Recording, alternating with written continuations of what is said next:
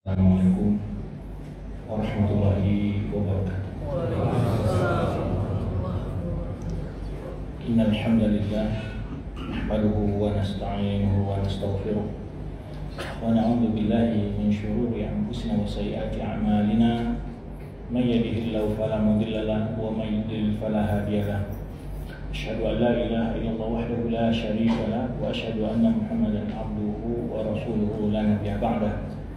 Amma ba'd, fa inna astaqal hadits kitabullah wa khairul hadi Muhammadin sallallahu alaihi wasallam wa syarrul umuri muhdatsatuha wa kullu muhdatsatin bid'ah wa kullu bid'atin dhalalah wa kullu dhalalatin finnar.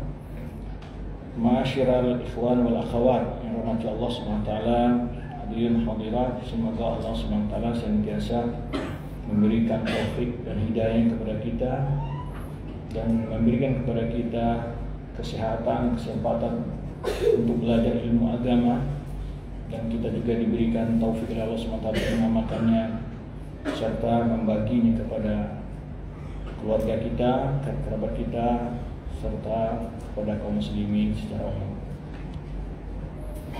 Tak lupa pula di awal misli kita ucapkan salam Nabi kita Muhammad SAW. Semoga Allah SWT senantiasa memberikan keistiqomahan kepada kita di dalam mempelajari, mengamalkan dan mendakwahkan sunnah beliau. Para ikhwan rahmatullah SWT, di sore hari ini kita akan membahas topik yang telah diketahui bersama oleh kita semua, yaitu tentang 7 golongan yang mendapat naungan Allah Subhanahu wa taala pada hari yang tiada naungan kecuali naungan Allah Subhanahu wa taala. Ini adalah salah satu fi'ah atau salah satu kelompok manusia yang mendapat keistimewaan di padang mahsyar. Agar kita mengetahui betapa besarnya keutamaan yang mereka miliki, keistimewaan yang mereka dapatkan. Alangkah baiknya sebelum kita menjelaskan 7 golongan tersebut, kita sedikit menyinggung tentang kondisi manusia di padang mahsyar tersebut, di mana setelah manusia dibangkitkan, kemudian manusia berkumpul dari kubur mereka. Sebenarnya disebutkan dalam ayat Al-Quran, mereka keluar dari kubur mereka seperti anak-anak yang keluar dari tanah, atau lihat, atau dalam ayat lain seperti belalang, menuju namanya Ardul Mauqif atau Ardul Mahsyar, di mana di situ semua manusia dikumpulkan mulai dari semenjak Adam sampai manusia terakhir di dunia ini.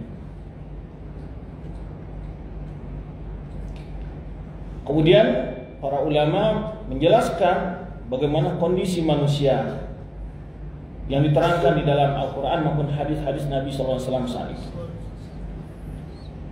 Disebutkan di padang mahsyar tidak ada pohon.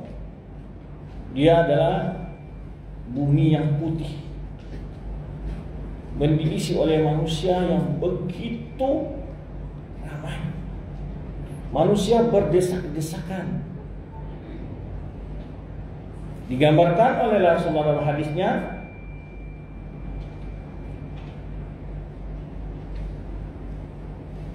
yaitu matahari tadmu qadra ammulah, qadrun mail. Matahari mendekat kepala manusia dengan jarak 1 mil. Berbeda penjelasan para ulama apa 1 mil, ada mengatakan 1 jengkal, ada yang 1 mil seperti mana yang ma'ruf ini. Itu satu kondisi yang pertama. Atau kondisi yang kedua, tadi kita katakan semua manusia berkumpul di sana, ya, di Ardul Mahsyar tersebut.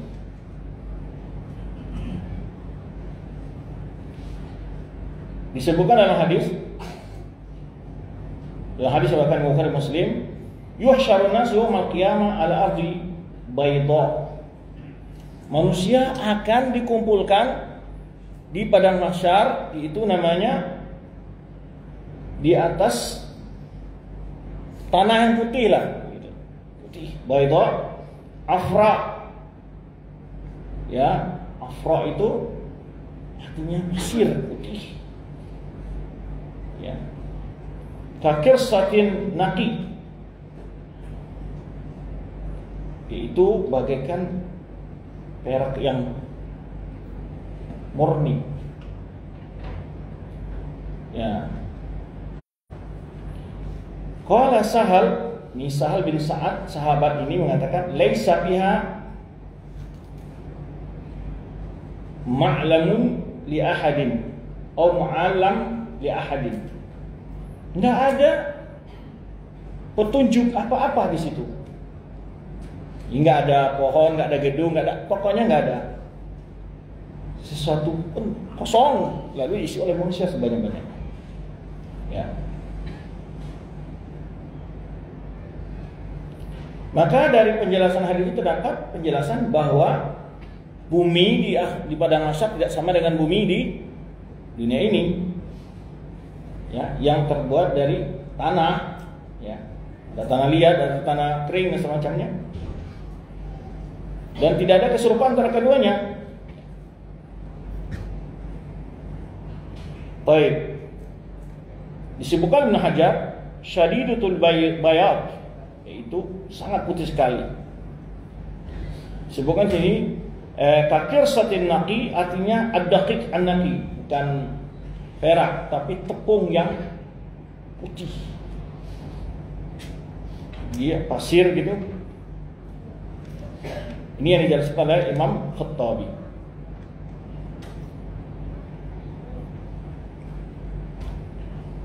Kemudian berkumpullah semua manusia di sana. Kemudian tadi kita jelaskan juga matahari sangat dekat dengan, maka dijelaskan dalam kondisi itu oleh Rasulullah SAW, manusia yuljimuhum al-araq, ditenggelamkan oleh keringatnya. Oh, keringat mereka. Ada yang keringatnya yaitu sampai mata kakinya, ada yang sampai lutut, ada yang sampai pinggang, ada yang sampai bahu, ada yang yuljimul ijama, yang tenggelam oleh keringatnya. Dalam suasana yang demikian sangat mengerikan itu, banyak sekali kejadian-kejadian di sana. Ya. Di mana terangkan, ya, di antara ayat-ayat disebutkan oleh para ulama tentang kondisi ini, wa anzirhum yawmal azifah idzal qulubu ladal hanajir kadhimin. Qatadah menyebutkan, ingatkan kepada mereka hari yang azifah. Ya. Itu tentang hari yang sangat menyulitkan. Idzal qulubu ladal hanajir, ketika itu hati mereka bahkan berada di, berarti kan sesak, luar biasa ya. Kalau kita jantung seakan-akan naik ke kerongkongan. Ya. Jadi kata Qatadah, waqafat qulub fil hanajir, jantung bahkan berada di mana? Kerongkongan ini. Minal khaufi. Kenapa? Rasa takut yang luar biasa. Ya, kalau di dunia ini kalau manusia sampai takut kan sampai keangkat, dia langsung kecekik gitu ya. Wala takhju wala ta'ud ila amkan ila amakiniha. Tidak mau bergerak, tidak turun, tidak naik. Ya, tidak kembali lagi ke tempatnya. Kemudian Allah juga menjelaskan yang lain bagaimana kondisi orang itu. Wala tahsabannallaha ghafilan amma ya'malu dhalimun, innama yu'akhiruhum liyaumin tashkhasu fihi al-absar. Jangan engkau kira, ya, Allah itu lalai terhadap apa yang dilakukan perbuat oleh orang zalim, tetapi Allah memberi tangguh buat mereka sampai pada hari di mana terbelalaknya penglihatan mereka. Itu sisi kondisi manusia saat itu. Tadi sudah disebutkan keringat mereka bercucuran karena matahari. Sekarang saja matahari sejauh berapa ya juta kilometer ya disebutkan, bahkan dalam hadis disebutkan yaitu sekitar 500 sana 500 tahun perjalanan. Atau itu perjalanan itu diteliti apakah suara atau cahaya. Berdiri 5 menit saja kita di tengah hari saat matahari lagi panasnya itu, kira-kira gimana? 5 menit saja. Bagaimana kelihatan kita? Kalau bahasa saya di sana kunang-kunang. Gimana? Ya, hitam pusing. Ya, bahkan kalau ditambah lama lagi, jadi membuat otak orang bayangkan itu kondisi. Maka tadi kondisinya sampai karena takutnya itu orang jantungnya itu naik menesak ke kerongkongan. Kemudian mata mereka terbelalak.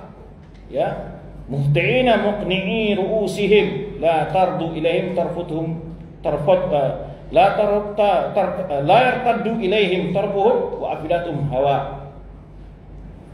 Mereka tertunduk, menundukkan kepala mereka dan tidak kembali kepada mereka. Tarfuhum maksudnya kedipan mata mereka, ya, hati mereka dalam keadaan apa? Galau, kosong gitu maksudnya.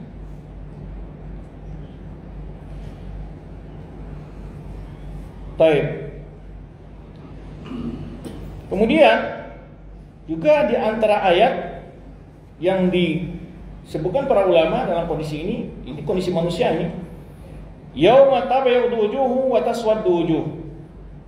Fa ammal ladina sawaddat wujuhum akafartum ba'da imanikum fadhuqul 'adzab ma kuntum takfurun wa ammal ladina yabdat wujuhum fa fi rahmatillah fiha khalidun. Pada hari di mata ada muka yang berseri-seri dan muka yang hitam. Adapun orang yang hitam mukanya, apakah kalian kafir setelah beriman?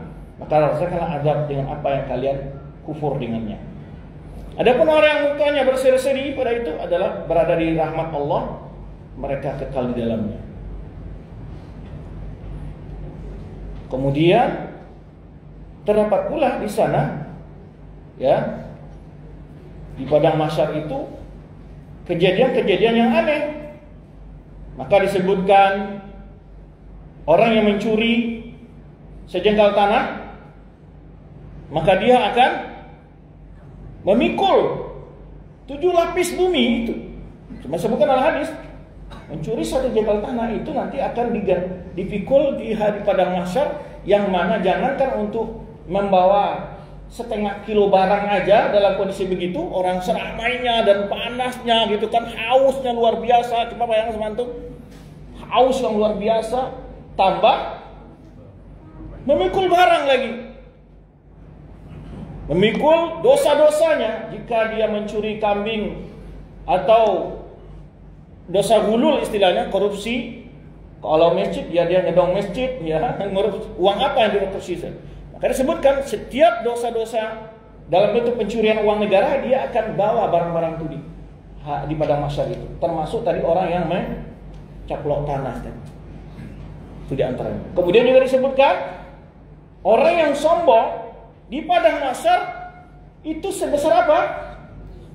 Semua diinjak-injak oleh manusia, mana kelihatan sama orang. Jadi banyak keajaiban di padang mahsyar itu dengan memperlihatkan berbagai bentuk azab dan penderitaan. Nah, kemudian sebenarnya kita katakan tadi begitu banyak kejadian-kejadian yang luar biasa di sana. Namun tidak setiap orang dalam posisi demikian.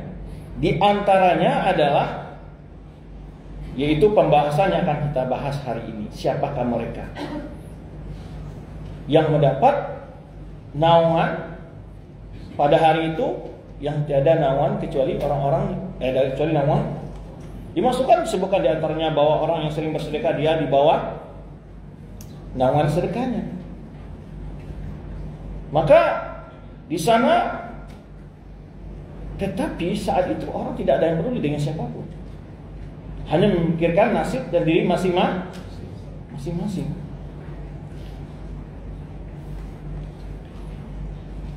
Taib. Bahkan disebutkan juga di sini ayat-ayat yang sangat membuat kengerian juga adalah itu ayat dalam surat Abasa ayat 34 sampai 41, yauma yafirru mar'u min akhi wa ummihi wa abihi wa sahibati wa bani. Juga di padang mahsyar itu ada orang-orang yang tidak pengen ketemu dengan saudaranya, tidak pengen ketemu dengan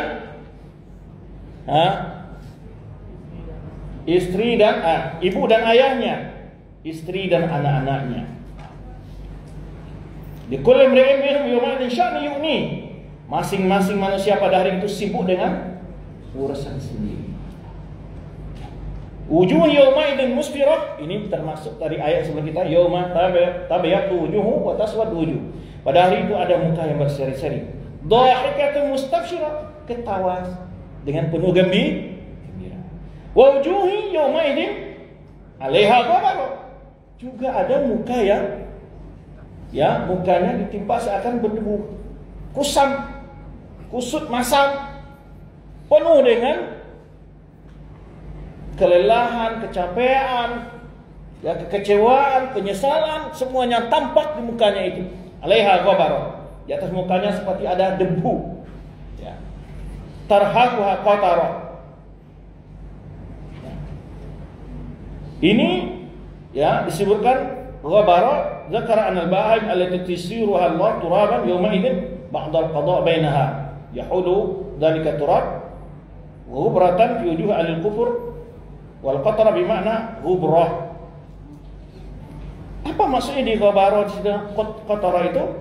Kalau ada dijelaskan di sini, ada sebagian ulama tafsir, maksudnya itu ketika di padang mahsyar itu setelah Allah memberikan Allah menjadikan, kan ketika di padang mahsyar itu terbangkit semua binatang.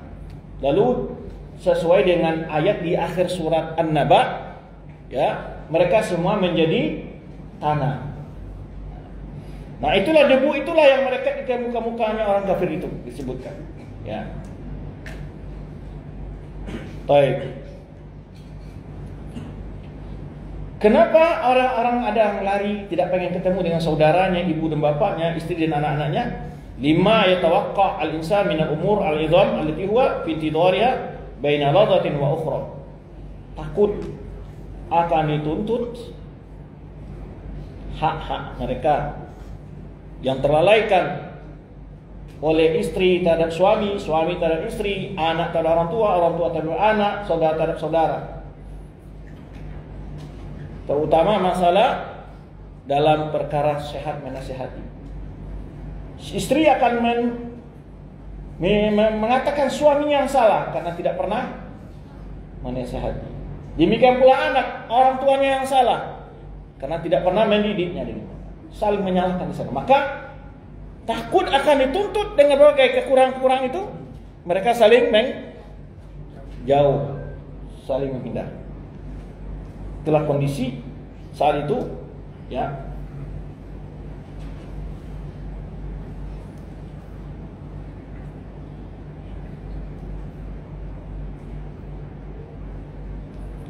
Itu berapa lama di sana? Khamsina alfasana. 50.000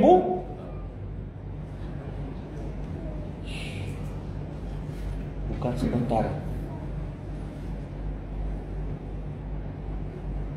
Terasap di situ.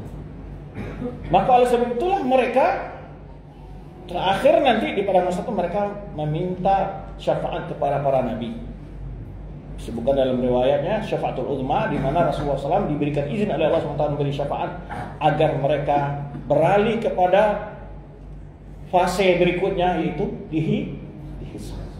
Saking beratnya penderitaan yang mereka rasakan di padang mahsyar itu oleh orang-orang mereka mendapatkan siksa di padang mahsyar, yaitu mereka meminta kepada Allah, ya Allah cepatkanlah hisab kami, sekalipun kami akan masuk. Mereka ngira karena begitu beratnya sampai-sampai mereka nggak apa-apa, cederakan saja hisab ini penting, walaupun masuk neraka setelah ini. Seakan-akan dia mengira bahwa masuk neraka akan lebih ringan, karena itu adalah penderitaan pertama mereka setelah dibangkit. Sampai mereka meminta, ya Allah cepatlah hisab kami, sekalipun setelah hisab itu hasilnya kami masuk. Saking begitu tidak kuatnya mereka menahan berbagai penderitaan di padang mahsyar itu. Nah, itu sekilas gambarannya kehidupan di padang mahsyar tersebut. Ya. Maka di padang mahsyar banyak sekali manusia-manusia yang aneh di sana. Ya. Tadi yang kita sebutkan, ada yang memikul kambing, kambing itu sambil bersuara. Ada yang bawa sapi, sapi itu bersuara. Jadi sapi itu dia dipermalukan oleh dosanya itu. Itu di antara kondisi manusia di padang mahsyar.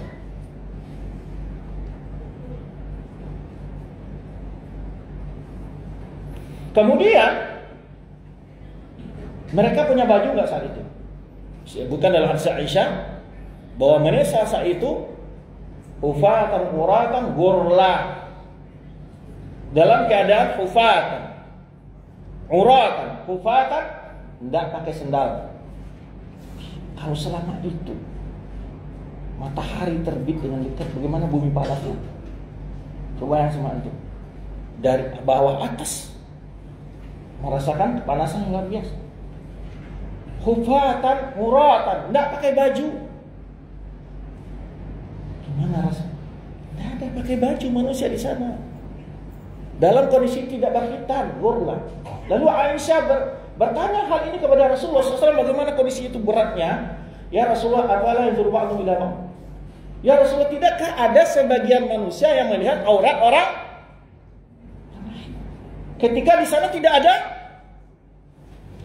berpakaian? Siapapun nggak ada yang berpakaian, laki perempuan. Aisyah mengatakan, ya Rasulullah, apakah tidak ada saat itu seseorang yang melihat aurat orang? Apa jawaban Rasulullah SAW? Sangat digambarkan bahwa ngerinya dan begitu beratnya hari itu. Al-amru asyad.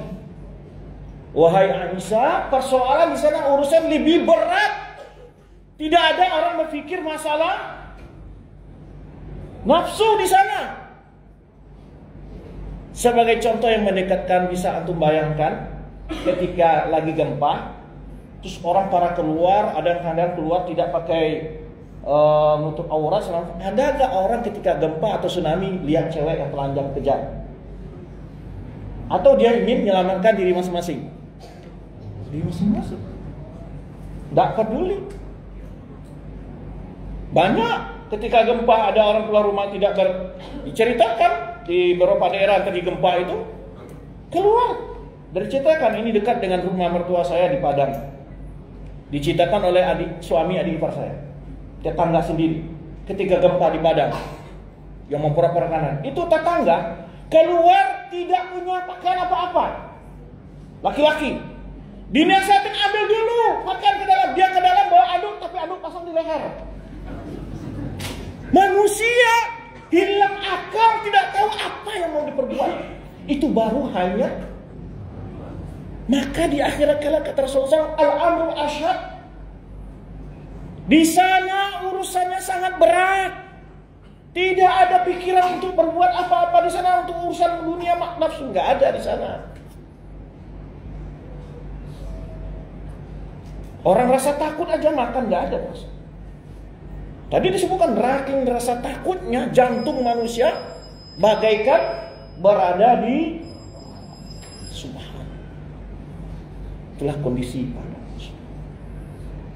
Sedemikian banyaknya persoalan-persoalan di sana. Apa yang akan kita alami? Semua kita pasti akan berada di tempat itu nanti. Cuman dalam kondisi bagaimanakah kita?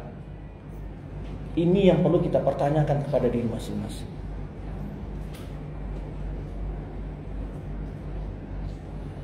Ya, sangat mengerikan. Makanya Rasulullah cukup dengan ungkapan yang sangat pendek sekali, tapi artinya luar biasa. Al-amru asyad.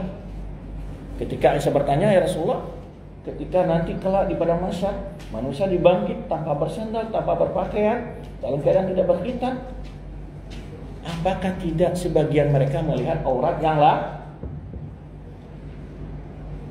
Apa jawaban Rasulullah SAW? Al-amru asyad. Itu sudah cukup melambangkan, membayangkan bagaimana begitu dahsyatnya di padang mahsyar itu kejadian. Tidak ada orang berpikir. Ya. Disebutkan dalam riwayat, ini ulama mengkaji siapakah orang yang pertama sekali. Itu berbeda pendapat ulama. Apakah mereka itu bangkit di kuburnya memang sudah tidak berpakaian? Ada yang mengatakan dia berpakaian kafannya, cuman saking lamanya itu kafan hancur, rusak. Siapa yang pertama kali diberi pakaian? Dalam riwayat ada yang menyebutkan adalah Nabi Ibrahim yang pertama sekali berpakaian. Di antara sebutkan riwayat. Ini sebetulnya pembahasannya panjang. Ya, kalau antum mendengar bagaimana situ 50.000 tahun, apa kejadian apa saja di sana, itu banyak sekali riwayat-riwayat menjelaskan kejadian yang bermacam-macam di sana. Ya, terakhir adalah peristiwa manusia meminta syafaat kepada para nabi.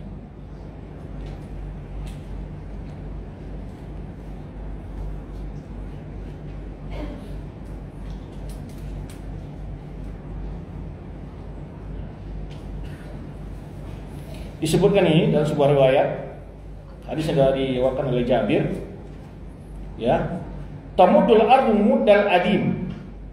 Bumi dibentangkan seperti bentangan kulit binatang gitu ya, tikar lagi itu. Summa la yakunu lil adam minha illa mawti qadamain. Bumi yang begitu luas pada masa itu, manusia tidak dapat jatah kecuali sekadar tempat dua tumit saja. Maka disebutkan oleh Qayyim dan para ulama menjelaskan manusia di sana bertumpuk-tumpuk. Kalau antum melihat bagaimana manusia makai di padang mahsyar, kalau antum membayangkan ketika di Arafah, ini salah satu pelajaran yang luar biasa. Makanya saya katakan haji itu adalah miniatur tentang perjalanan di akhirat. Setelah di padang mahsyar, antum tidur di mana? Di Muzdalifah, menunggu. Itu kalau antum ya memiliki ilmu bagaimana mengambil hikmah dari pelajaran nafatilas haji, itu luar biasa ya Pak. Benar-benar setiap kegiatan amal haji itu kita renungkan, subhanallah, menjadi layu tulang ini rasanya. Di padang Arafah antum lihat manusia memutih semua, mengadakan tangan kepada Allah SWT, mengadukan tentang dosanya. Tidak ada mereka yang membawa rumah mewahnya ke Arafah. Tidak ada mereka yang memakai pakaian dinasnya di Arafah. Tidak ada mereka yang membawa simpanan emasnya ke Arafah.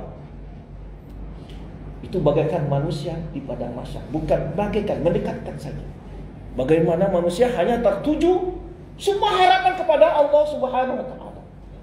Masing-masing mengadu. Luar biasa itu.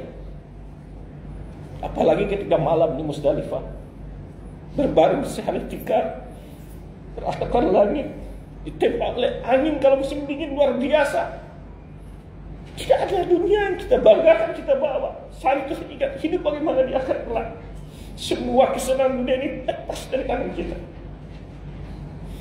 Luar biasa ya kawan. Jika ibadah-ibadah kita lakukan dan itu kita dalam dengan ilmu, benar-benar memberikan suasana yang luar biasa dalam batin kita. Apalagi kalau antum keluar dari Arafah menjalan kaki, terseok-seok dengan badan letih, terbayang hidup di akhirat sana.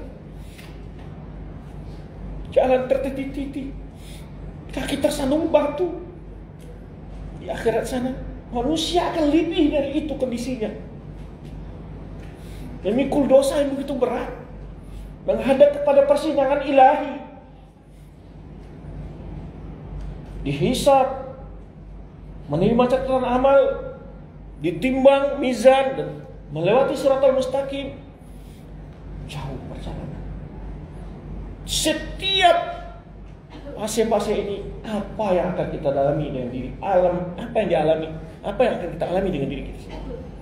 Maka sepantasnya kita sesekali merenungkan tentang kehidupan akhirat itu. Maka dianjurkan kita untuk ziarah kubur oleh Rasulullah SAW. Fa innaha tudzakkirul akhirah, karena ziarah kubur dapat mengingatkan tentang hari akhir. Ingat kematian. Setelah kematian apa sih perjalanan hidup setelah kita dibangkit nanti?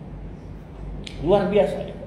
Maka banyak sekali sebetulnya ya dari ibadah haji itu, kalau kita kupas mulai dari berihram sampai selesai melaksanakan haji, itu luar biasa kalau direnungkan dengan ilmu.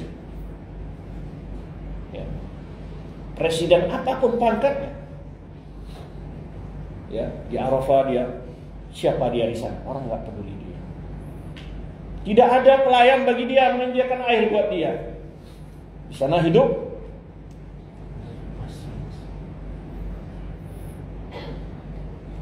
Jika dia berdiri setelah zuhur, itu kan kita berwukuf di luar tenda, berdiri, itu akan lebih suasananya luar biasa. Terbayang bagaimana kita di padang mahsyar mengadu kepada Allah dalam kondisi yang lapar, haus.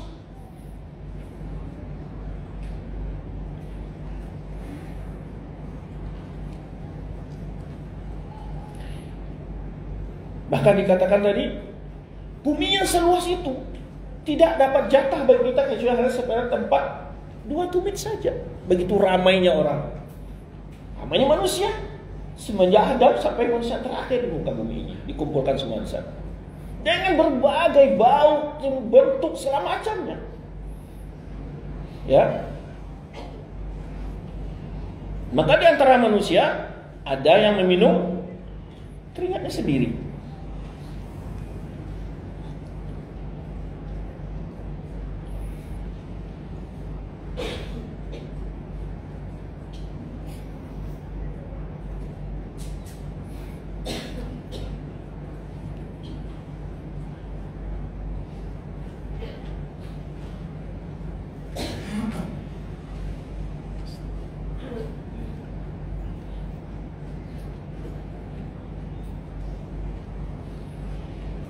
Baik, itu sekilas tentang suasana di padang mahsyar. Kita berpindah kepada topik yang akan kita bahas pada hari ini, ya, yaitu 7 golongan yang mendapat naungan dari Allah Subhanahu wa taala di padang mahsyar. Tapi sebetulnya tidak 7 golongan ini, cuma 7 golongan ini kita sebutkan dalam sebuah hadis. Banyak orang-orang, di antara tadi kita sebutkan orang-orang yang suka bersedekah, maka di padang mahsyar dia akan dinaungi oleh sedekah. Baik. Siapakah mereka yang selamat di hari itu? Yang tadi digambarkan ada muka yang berseri-seri penuh kegembiraan. Siapakah mereka? Dan suasana ini dijelaskan oleh agama kita agar kita berupaya maksimal menjadi orang yang mendapat naungan dari itu. Maka Rasulullah SAW menggambarkan sab'atun, ya, dari hadis Abu Hurairah riwayat Bukhari Muslim, yudhilmuhullah fi dhillihi, yudhilmuhullah fi dhillihi yauma la dhilla illa dhilluh. Ada 7 jenis manusia yang dinaungi oleh Allah Subhanahu wa taala di bawah naungannya atau dalam naungannya pada hari yang tidak ada naungan kecuali naungan Allah Subhanahu wa taala. Yang pertama, imamun adilun, pemimpin yang ini keutamaan bagi seorang pemimpin yang di dalam tugas-tugasnya menegakkan keadilan. Cuma dalam hadis Rasulullah mengatakan kullukum ra'in wa kullukum mas'ulun an ra'iyatihi. Setiap kalian adalah pemimpin dan setiap kalian akan ditanya tentang kepemimpinan. Wa rajulun ra'in fi ahlihi wa mas'ulun an ra'iyatihi. Al-imamu ra'iyun, ya, wa mas'ul ra'iyati. Seorang imam, seorang presiden, seorang pemimpin, baik bupati, gubernur, ya, dia seorang pemimpin akan diminta pertanggungjawaban tentang kepemimpinannya. Bukan mudah menjadi seorang pemimpin. Maka ketika dia berhasil menegakkan keadilan kepemimpinannya, Allah balas dengan suatu balasan yang sangat istimewa kelak di akhirat. Di padang mahsyar dia mendapatkan naungan Allah di saat manusia mengalami suasana yang begitu menakutkan, menyengsarakan, tapi mereka di bawah naungan Allah, tidak kepanasan, mendapatkan minum dan segala sesuatu. Maka waradul ra'i fi ahli, seorang laki-laki pemimpin dalam keluarganya, wa mas'ulun, sebagai seorang ayah, suami, pemimpin dalam keluarga, akan diminta pertanggungjawaban di hadapan Allah Subhanahu wa taala tentang kepemimpinan kita. Apa yang telah kita lakukan, ya, terhadap keluarga kita. Wal mar'atu ra'iyatun fi baiti zawjiha, wanita pemimpin dalam keluarga suaminya, tanggung jawab pada anak-anaknya dan seterusnya, harta suaminya, menjaga harta suaminya. Mas'ulatun 'an ra'iyatiha, dan juga akan ditanya tentang. Demikian pula pembantu dan seterusnya. Disinilah kita harus menyadari tugas kita masing-masing, yaitu berupaya semaksimal mungkin menunaikan kewajiban kita. Adapun hak kita yang terlalaikan oleh orang-orang yang berkewajiban menunaikan hak untuk kepada kita, tidak perlu dipikirkan, karena tidak akan pernah hak kita tertukar sedikit pun. Tidak diterima di akhirat, pasti kita terima tidak terima di dunia, pasti akan diterima di. Jangan pikirkan tentang hak, tapi pikirkanlah tentang kewajiban. Nah, kalau semua kita menyadari kewajiban, insya Allah yang namanya kekisruhan tuntut menuntut antara suami istri tentang hak dan kewajiban, baik anak dan orang tua, menantu dengan mertua, masyarakat dengan pemerintah dan seterusnya, jauhi hal itu. Yang penting adalah kewajiban kita harus kita sadari. Hak kita tidak kita dapatkan di dunia, pasti akan kita dapatkan di akhirat. Itu yang pertama. Jika dia sebagai guru, adil nggak terhadap murid-muridnya?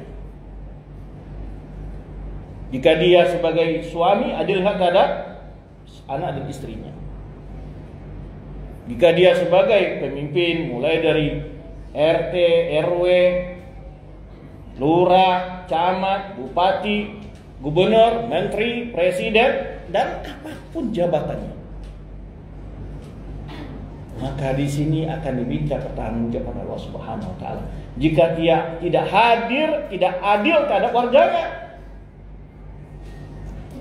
tidak adil dalam melakukan rakyatnya, para penegak hukum bermata sebelah di dalam menindak pelaku kejahatan, bertelinga sebelah, ya, dia akan mendapat azab yang luar biasa di hadapan Allah. Tapi sebaliknya, jika dia adil dalam kepemimpinannya, dia mendapatkan keistimewaan luar biasa, itu mendapat naungan dari Allah Subhanahu wa taala. Baik, yang kedua siapa? Syabun nasya'a fi ibadatillah. Wa syabun nasya'a fi ibadatillah. Kenapa anak muda ini masuk di sini? Seorang pemuda yang tumbuh dari kecil sampai remaja, rajin dalam beribadah kepada Allah. Kenapa? Karena masa muda adalah masa emas, di mana anak muda itu ya tidak mudah jatuh sakit. Coba kalau sudah tua, berwudu di siang hari aja kedinginan, Ya, jalan berapa meter saja ke masjid sudah sesak napas. Ya, untuk berdiri lama tidak bisa. Makanya kalau dia sejak kecil tumbuh sampai dewasa rajin beribadah kepada Allah, otomatis insya Allah setelah dia menjadi tua akan mempertahankan karena sudah tumbuh dari kecil terbiasa beribadah kepada Allah SWT. Allah jaga dia di masa tuanya. Makanya dalam hadis Abbas, ta'aruf ilallahi ya'rifka ta'aruf ilallahi fi raha ya'rifka fi syiddah. Ingat Allah ketika dalam keadaan senang atau lapang, Allah akan kenalmu di kamu keadaan sulit. Maka ketika dia usia sudah senja, Allah mudahkan tetap dia beribadah. Maka banyak orang-orang tua yang kita lihat rajin beribadah, kuat membaca Al-Quran, banyak salat sunnahnya.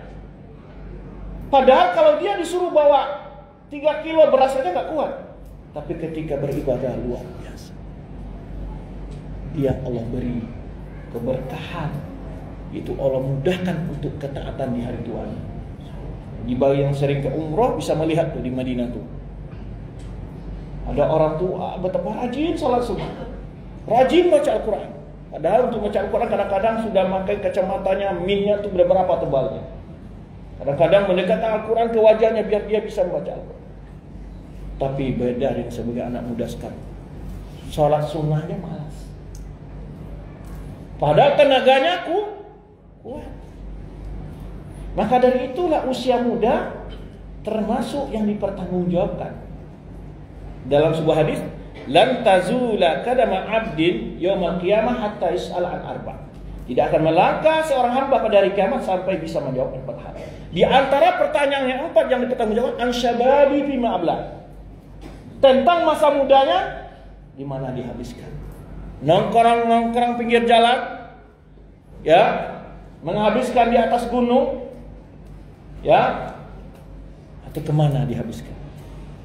Tarik-tarikan, keluyuran ke sana sini, di mana dihabiskan masa muda?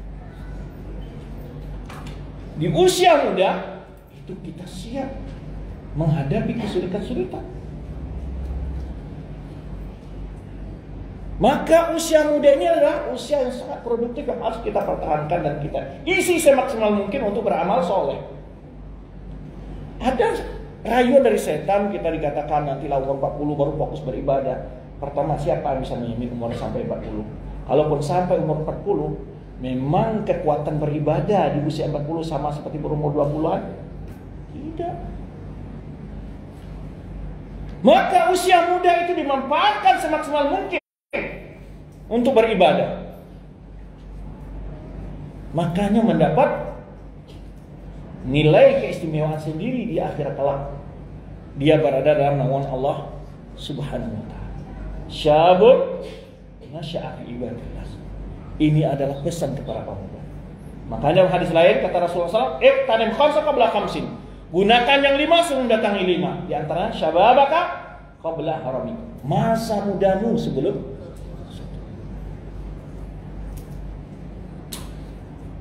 Kalaupun antum bisa diberi kesempatan Allah SWT untuk beribadah di usia tua, tapi kesempurnaan ibadah antum tidak seperti pada usia muda. Saya katakan, rukuk saja itu sudah nggak pas lagi. Duduk tawaruk, jari sudah mau patah rasanya. Duduk lama, pinggang sudah risih. Ya, mau sering berpuasa nggak boleh. Banyak hal. Maka usia muda isilah semaksimal mungkin. Maka ketika usia muda dimanfaatkan, Allah akan jaga kita di usia. Salah satu penjagaan Allah adalah Allah jadikan kita di usia tua itu tetap kuat daripada. Ini tidak ada nikmat yang lebih besar dari ini. Itu diberikan keistiqomahan dalam beribadah. Maka kadang-kadang, ya, waktu saya kuliah di Madinah dulu tuh di Masjid Nabawi itu tidak asing itu. Orang tua yang tidak pernah terlambat. Sudah azan, sebelum azan dia sudah datang ke Masjid Nabawi. Ya, kadang-kadang kita tunggu habis subuh lihat itu. Itu tetap apa surbannya seadanya ditinggal oleh dia. Dia pergi kerja. Kadang-kadang sebagian banyak itu yang jualan di sekitar, dulu kan toko-toko di sekitar Masjid Nabawi itu banyak, sekitar itu. Nanti seperempat jam sebelum azan itu semua toko udah tutup. Nah, itu mereka udah pada ke masjid. Jadi salat sunnah, itu baca Quran sampai azan. Azan mereka salat sunnah rawatib. Subhanallah. Terlihat bagaimana orang-orang yang tidak terpengaruh dengan dunia. Banyak sekali kita lihat di sana. Orang tua yang kalau Ramadan, kalau antum di sana berarti coba lihat. Usahakan cari satu ada orang tua yang mampu berdiri. Bahkan Syekh Abdul Razak pernah mengisahkan, dan kita juga pernah melihat, ya kan? Ada orang satu kakinya putus. Lalu untuk berjalan dia harus pakai. Tapi ketika sholat tarawih yang bacanya panjang sekali, tongkatnya diletakkan di atas tikar, justru berdiri dengan kaki sebelah. Kita punya dua kaki aja, ya, berdiri dengan bacaan yang kalau di 10 terakhir itu udah gini-gini. Terus ngantuk.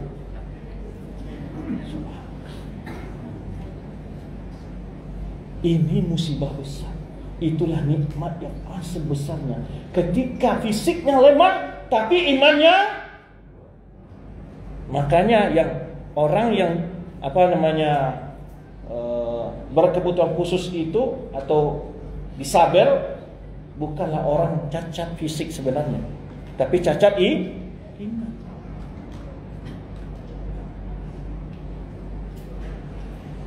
Nah, maka ikhwan dan juga kepada orang tua, didik anak kita dari kecil, ya, contohkan kepada mereka.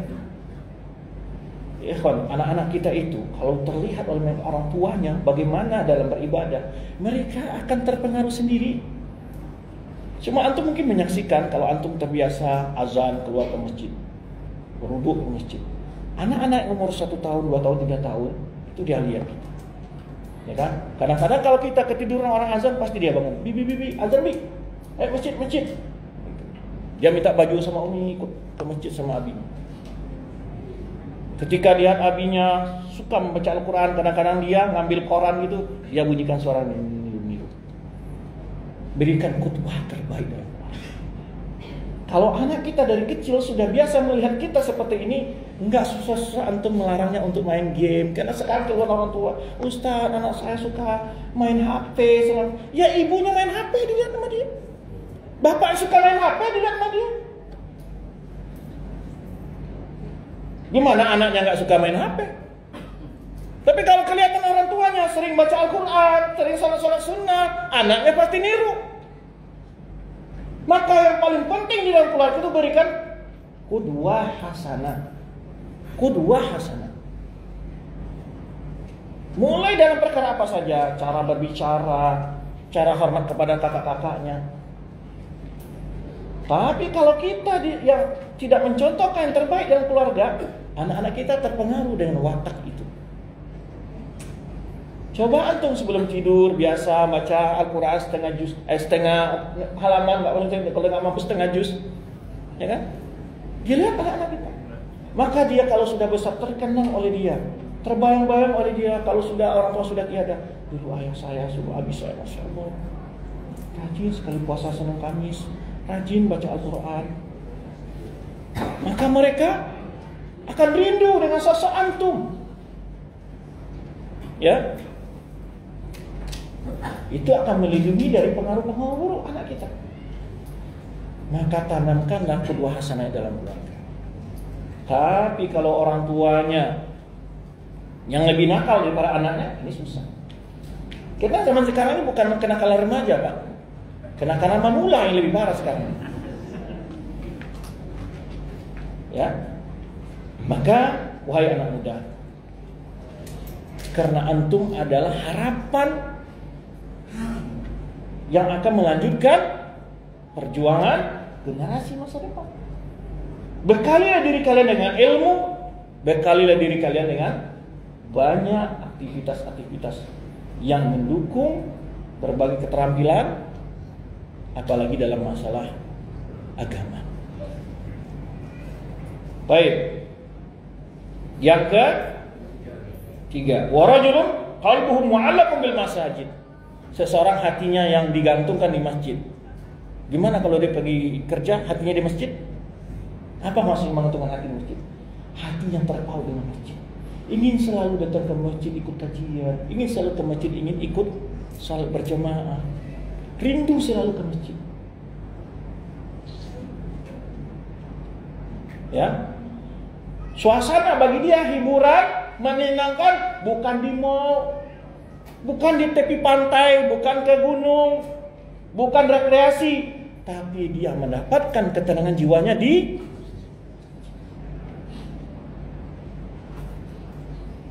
sekarang masjid sudah ber-AC. Tidak ada nyamuk. Di masa Rasulullah SAW di mana masjid? Tetap dalam kan. Hujan tetap panas tetap panas. Tidak punya dingin. Hanya sekedar untuk mengalahi anjing tidak masuk masjid saja. Apalagi kalau musim panas. Antum musim panas saja pakai AC di Saudi itu musim panasnya masih tidak kuat antum. Bagaimana di masa Rasulullah SAW?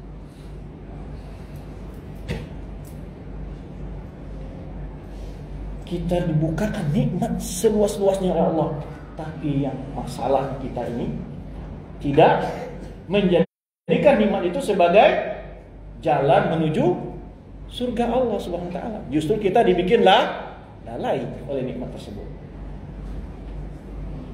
Sedangkan Allah perintahkan wabtaghi fima atakallahu daral akhirata wala tansa nasibaka minad dunya.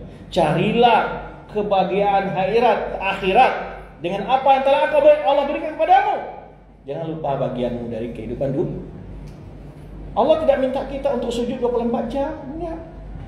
Makanya setelah faidah qudiyatis salatu fantashiru, kalau sudah selesai salat, enggak disuruh duduk di masjid terus enggak. Cari, bertebaran mencari karunia Allah.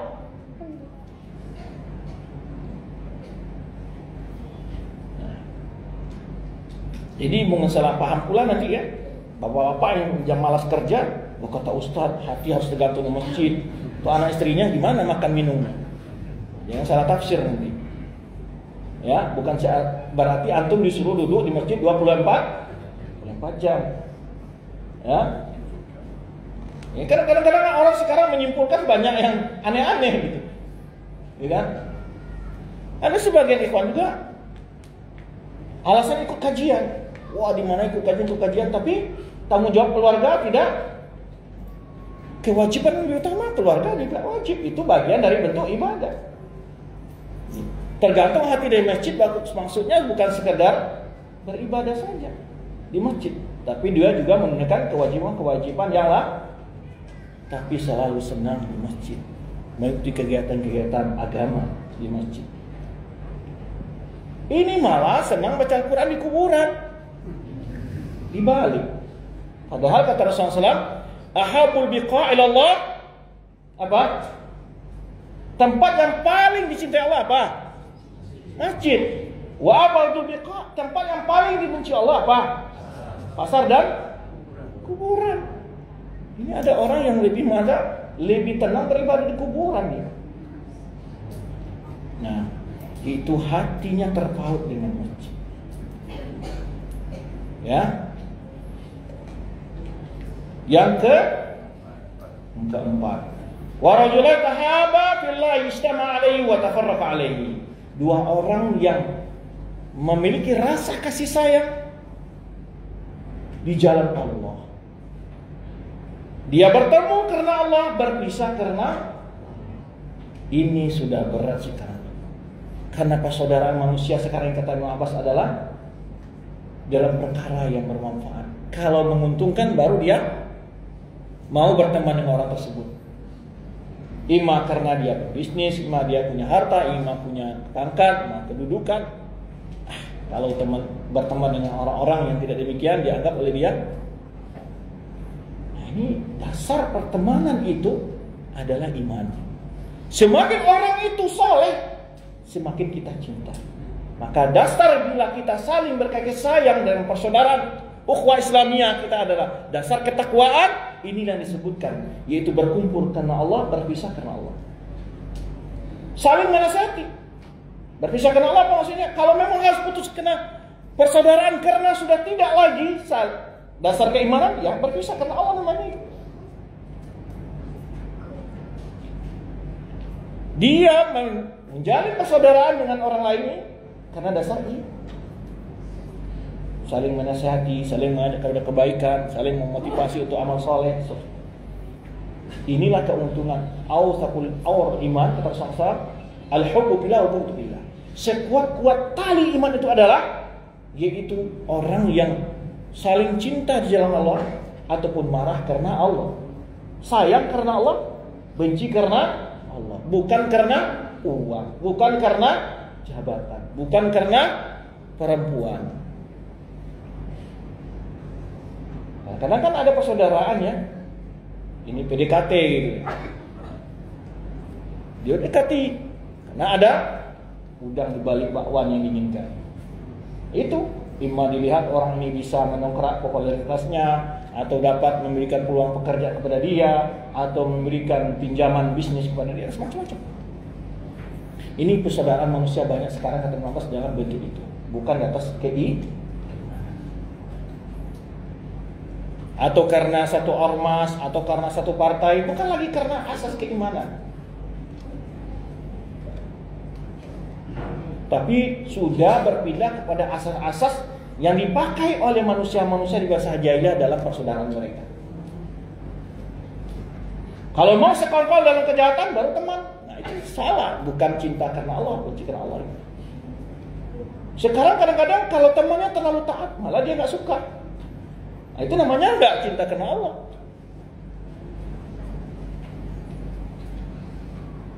Jadi dua orang yang saling berkasih sayang karena Allah, atau di jalan dia bertemu karena Allah, berpisah karena Allah. Itu yang keberapa? Yang keempat. Yang kelima, wa rajulun da'atu wa imra'atun zatu mansibin wa jamalin faqala inni akhafullah. Ini sangat berat. Seseorang yang ditawari oleh wanita yang cantik, punya kedudukan terhormat, untuk berbuat perbuatan keji, yaitu perbuatan zina. Itu sangat berat ujiannya itu. Cantik lagi orangnya, maka dalam pesyarahan ini sering ulama menceritakan tentang kisah Nabi Yusuf alaihissalam. Berat Nabi Yusuf, berat sekali ujian dialami oleh dia untuk mempertahankan itu, kehormatan dia. Ini sangat berat. Orang yang mampu mempertahankan dirinya, ya, ketika ada wanita cantik, punya kedudukan, karena kalau dia punya kedudukan, dia dapat memperolehkan hukum, ya kan toh? Tapi iman yang kuat, seseorang punya iman yang kuat, tidak akan mungkin goyah oleh tawaran apapun dari wanita tersebut. Seorang laki-laki yang ditawari dirinya oleh ayah, seorang wanita menawarkan dirinya kepada laki-laki, lalu laki-laki ini menolak. Sedangkan wanita ini adalah wanita yang cantik dan terpandang.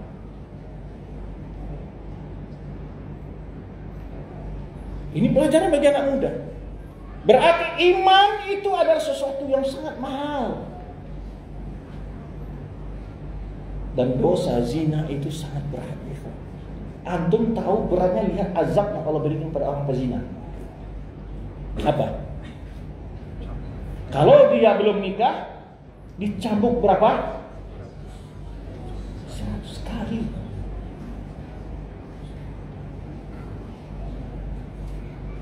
Itu menunjukkan betapa beratnya dosa zina. Makanya agama kita mengantisipasi jalan-jalan menuju zina itu. Wala taqrabuz zina. Jangan dekati zina. Para ulama menyebutkan kenapa tidak disebut wala taznu. Kenapa tidak dikatakan janganlah kalian berzina? Karena zina itu diawali dengan muqaddimat, hal-hal yang mendekati. Pertama, saling kenal, saling tukar nomor, saling komunikasi, saling perhatian, bikin janjian tempat ketemu, kemudian terakhir adalah terjadi perbuatan zina. Ini semua langkah-langkah setan. Oleh sebab itu Rasulullah menyebutkan, la yakhluwanna rajulun bimra'atin illa kana salisuhuma illa kana syaitan salisahuma. Tidaklah laki-laki dan perempuan berduaan kecuali setan yang ketiga. Kenapa dikatakan setan ketiga? Artinya setan akan apa? Menggoda mereka berdua untuk jatuh ke dalam perbuatan zina. Maka jauhilah segala sebab-sebab itu. Baik dalam grup, baik dalam apapun saja. Yang namanya jiwa kita sangat lemah. Dan salah satu perbuatan yang sangat mengerikan yang akan cepat menegakkan azab kepada masyarakat bila tersebarnya zina. Sangat membahayakan penyakit. Bahkan salah satu ciri hari kiamat itu adalah merajalelanya zina, perzinahan. Ini luar biasa. Ada penelitian, hampir 80% anak-anak yang telah pada pendidikan menengah atas sudah tidak. Bayangkan semua itu. Mulai dari tontonan, mulai dari bacaan, mulai dari pergaulan, antum harus menjaga anak-anak antum.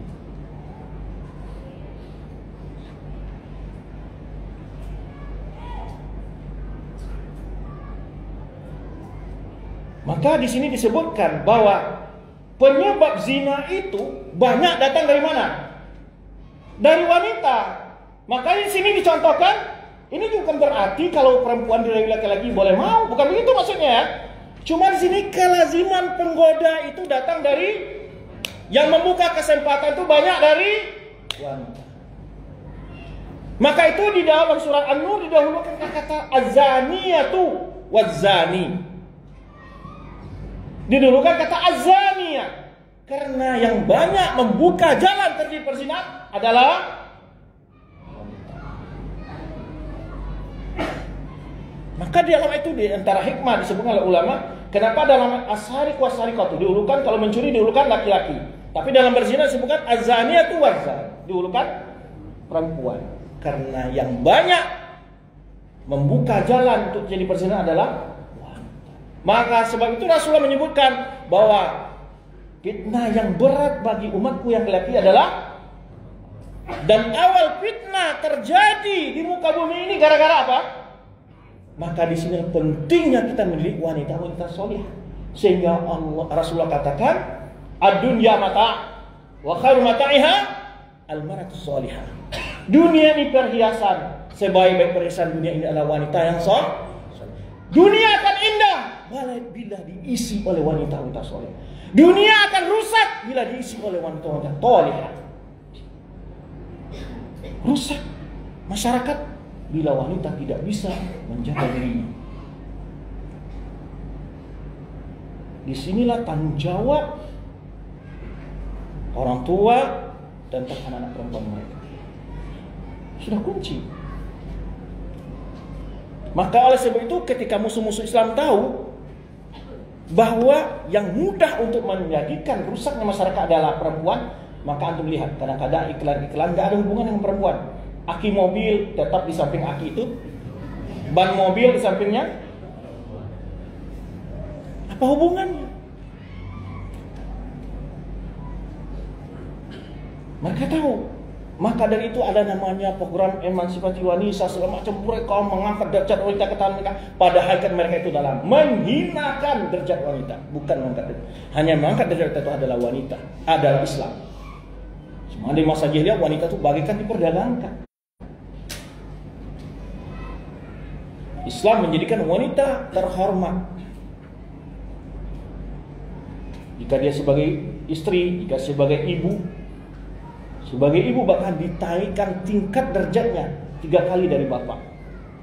Ketika sahabat bertanya, ya Rasulullah, siapa manusia aku lebih berhak untuk berbuat baik kepadanya? Ummu. Ditanya lagi ummu, ditanya lagi ummu. Maka oleh sebab itu pendidikan wanita harus prioritas agar umat terjaga dari berbagai penyimpangan-penyimpangan, utamanya penyimpangan seksual dan pergaulan bebas. Kuncinya wanita harus diperbaiki. Maka banyak rusak di luar ketika wanita sudah ikut campur baur dengan laki-laki. Yang namanya wanita, ya, ketika keluar rumah apa kata Rasulullah? Dihiasi oleh setan. Walaupun bau ketek, kalau setan sudah hiasi tetap wangi. Ini bahasanya Ustaz ini terlalu ini. Artinya begitu. Walaupun hidungnya pesek, kalau setan sudah hiasi terlihat hancur. Setan menghiasi wanita keluar rumah. Tampak cantik dalam pandangan laki-laki. Dari situlah kita, baik laki dan perempuan, disuruh untuk menundukkan pandangan.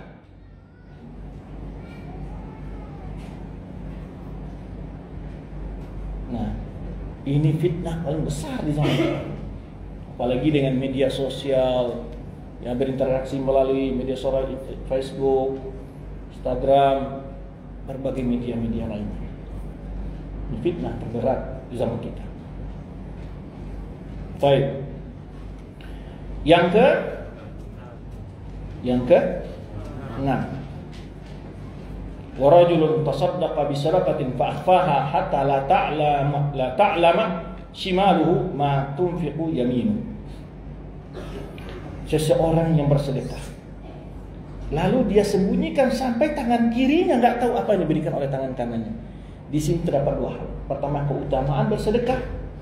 Yang mana dalam hadis lain kita sebutkan bahwa al-mar'u tahta dhilli sadaqati.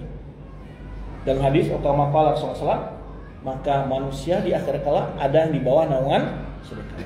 Tapi intinya adalah ikhlas. Saking ikhlasnya tangan kiri pun nggak tahu apa yang diberikan oleh tangan kanan. Subhanallah. Memang dalam hukum ini para ulama memberikan perincian. Kalau tujuannya bukan untuk riya, tapi untuk memotivasi orang lain, maka boleh dia bersedekah, ya. Ketika seperti terjadi di masa Rasulullah SAW, Rasulullah memotivasi sahabat untuk bersedekah. Lalu ada sahabat yang pertama sekali membawa sedekahnya dan begitu pusat kaya, kemudian baru sahabat-sahabat yang lain ikut termotivasi bersedekah. Maka dia mendapat, karena kata Rasulullah SAW dalam hadis, man sana sunatan hasanatan falahu ajruha wa ajru man amila biha ila yaumil qiyamah la yanqusu min ujurihim syai'a. Sehingga dia mendapat pahala. Kata Rasulullah disebutkan hadisnya, orang yang menghidupkan sunnah yang hasanah, lalu ada orang termotivasi karenanya, dia juga mendapat pahala seperti pahala orang yang mengikutinya dan melakukan amal baik itu, tanpa mengurangi pahala orang yang mengikutinya. Boleh kalau motivasinya itu, tapi harus waspada, jangan sampai tertipu oleh setan. Kadang-kadang kita ditipu oleh setan. Ya. Yang terakhir, ini jam 6, maghrib jam berapa? Jadwal habis maghrib di mana? Jauh, terdekat. Setengah jam. Berarti nggak cukup waktu ini. Terakhir ya, kita bahas yang ketujuh adalah warajulun dzakarallaha khaliyan fafadat 'ainah. Seseorang yang ingat kepada Allah dengan sendirian, lalu dia meneteskan air. Subhanallah ya.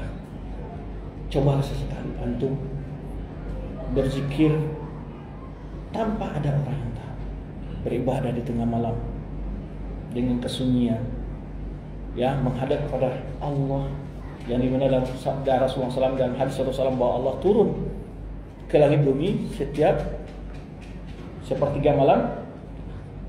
Adukanlah segala apa yang antum keluhkan dalam hidup ini kepada Allah. Berzikir kepada Allah. Di sini terdapat keutamaan berzikir dalam kesunyian. Karena apa? Karena itu lebih dekat kepada ikhlas. Sehingga dia meneteskan air.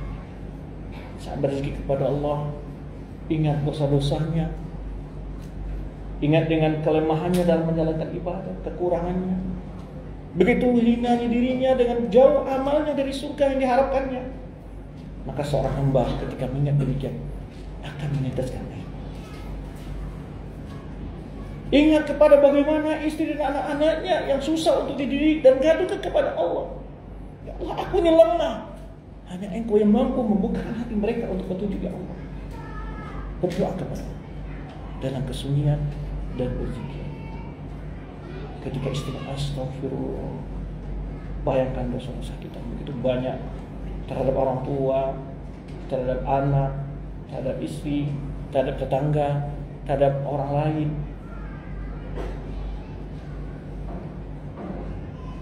Dan laksanakan ini dalam setiap malam. Antum akan merasakan kenikmatan yang luar biasa ketika di pagi hari.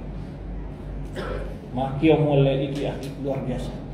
Sebenarnya cuman kadang-kadang betapa banyaknya kita yang malas untuk qiyamul lail.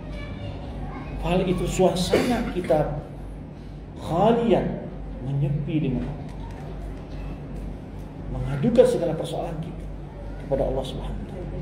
Kelemahan kita dalam belajar agama, adukan kepada Allah, ya Allah, aku ini lemah dalam ilmu, lemah dalam beribadah, ya Allah. Allahumma a'inni ala dzikrika wa syukrika husnul ibadah.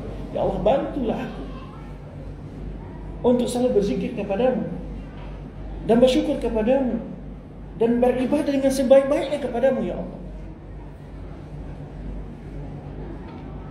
Kalau Allah berikan kepada antum cinta ibadah, itu lebih besar daripada nikmat-nikmat Allah manapun saja.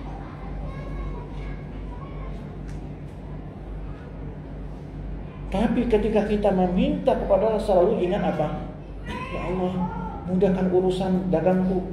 Selalu dunia yang dikejar. Tidak salah. Tapi kenapa kita tidak mengutamakan akhirat? Karena akhirat khairun wa abqa, lebih baik dan lebih ke. Maka dari itu, ya, kita berupaya untuk meraih kenikmatan yang didapatkan pada mahsyar oleh 7 kelompok yang disebutkan dalam hadis ini, 7 jenis orang. Semoga kita termasuk di antara mereka, ya, dan dimudahkan oleh Allah SWT kita untuk menerapkan ilmu yang telah kita pelajari pada saat ini. Wallahu a'lam bishawab. Demikian yang kita bahas. Terima kasih atas segala perhatian. Mohon maaf atas segala kekurangan. Tidak ada pertanyaan, ya. Mohon maaf karena waktu yang sedikit sudah mepet, ya. Mohon maaf, pertanyaan mungkin bisa dicatat dulu, nanti ditanyakan pada ustaz-ustaz yang mengisi pelajaran berikutnya. Subhanakallahumma wa bihamdika asyhadu an la ilaha illa anta astaghfiruka wa atubu ilaik. Wassalamualaikum warahmatullahi wabarakatuh.